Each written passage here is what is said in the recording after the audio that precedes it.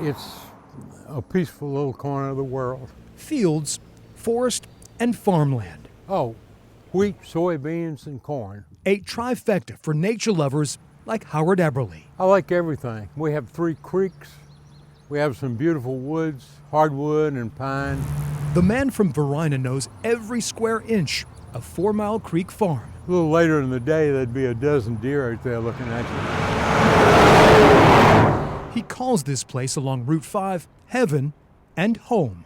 4 generations of Eberlys have lived here. Not much has changed since his grandfather bought the farm in the late 1800s. Just 12 miles from downtown Richmond, 4 Mile Creek feels more remote. It's a great place to live. This land has more to offer than just natural beauty.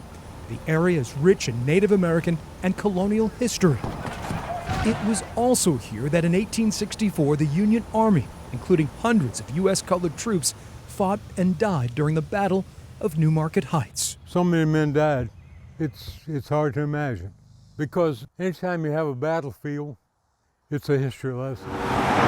14 of the African American soldiers would earn the Medal of Honor. I thought I knew a lot about local history, but in the last 10 years, I've learned so much more.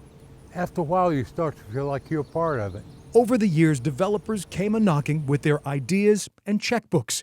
Each time, Howard declined. There was a lot of money involved, but I told him I wasn't interested.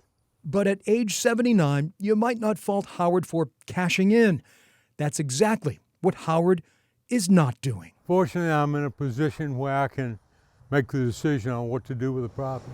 He cannot stomach the thought of townhouses or roads running through his home and so much history. It would break my heart to see this develop. So Howard is taking a stand. The Varina native is donating his 28-acre tract to the Capital Region Land Conservancy.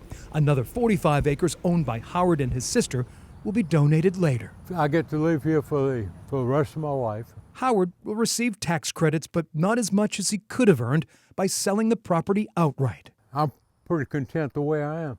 It is what would have been here 1,000 years ago. Once it's gone, it can be very difficult to try to restore it. The Conservancy's executive director, Parker Agelasto, says Howard's gift is nothing short of heroic. Somebody who takes that extra effort to see the really big picture, absolutely. They don't come often. Parker hopes that Howard's actions inspire other landowners to do the same. And I'm really, really happy that Howard is at peace and knows that he can have the comfort that the land will always be protected. Living at his 4 Mile Creek property, Howard never wanted to end up sitting on a pile of money. I'd rather be sitting on a farm. This senior steward doesn't regret his decision a bit. One of the smartest things I ever did. Some people say I was dumb, but I think I did the right thing. Howard Eberly, a humble landowner who turned down a lot of green to keep his property green forever. This land should be as it is. It will mean more to more people than anything else I've ever done. Parker Agelasto says Howard's family's name will forever be linked to the donated land. It will always be known as the Eberly Tract, and eventually it will be open to the public. For Heroes Among Us, I'm Greg McQuade, CBS 6 News.